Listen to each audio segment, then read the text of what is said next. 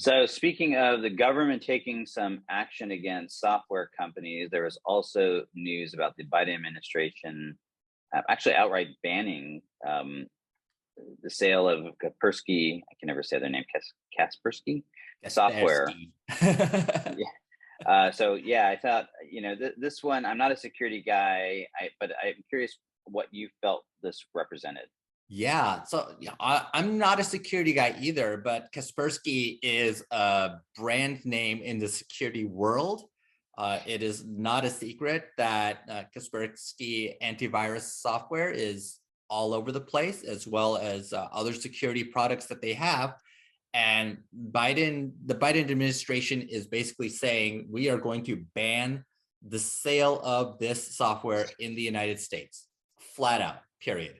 And I think this is part of a trend that we're seeing, because we also saw how the Biden administration is pushing against TikTok, of course, China owned social media network. And this is showing that this is this is an election year. Politics is coming into our software world.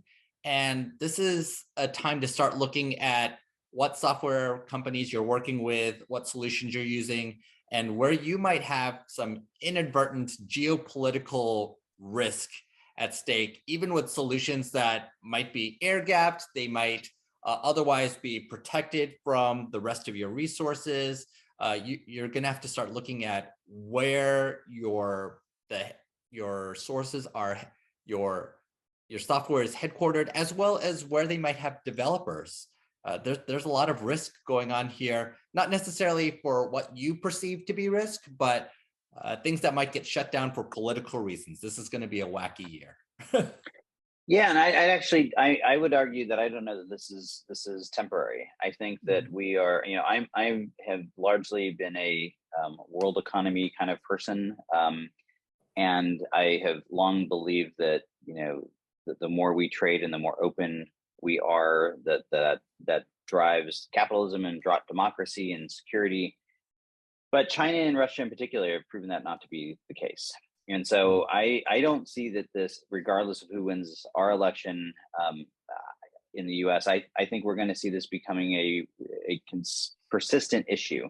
And I think it is the right, from a CIO's perspective, I think it is a risk management angle that you need to be looking at this from both standpoints. One is the risk of just having the government take action and leaving you in a difficult spot because you've deployed a piece of software or hardware, for that matter, if you like the Huawei stuff, that you now have to deal with, but also from the risk of them being right and you suddenly having this vulnerability and being an unwitting pawn in some geopolitical mess that you don't want to be a part of.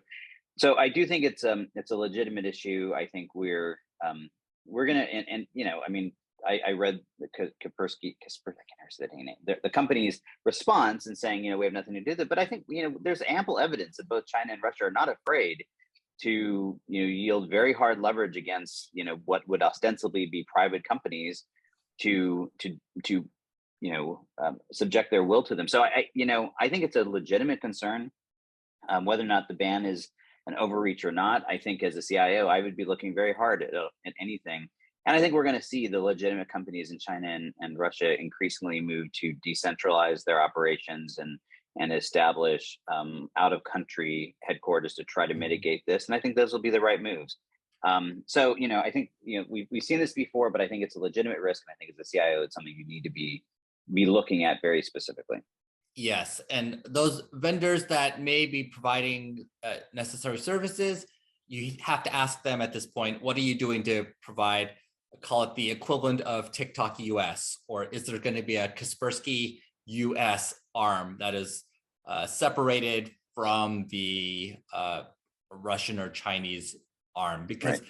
It's not necessarily about the CEO or the staff's intentions even, but we just see that there are the governmental abilities to override even the best of intentions from private CEOs, such as seeing what happened to Jack Ma over at Alibaba, where even that guy a billionaire riding on top of the world suddenly disappeared from the world's eye the second that China decided to get a little bit more control. There's nothing that even the richest and most powerful business owners in some of these countries can do about it. Yeah, no, exactly. So definitely something to be looking at. And,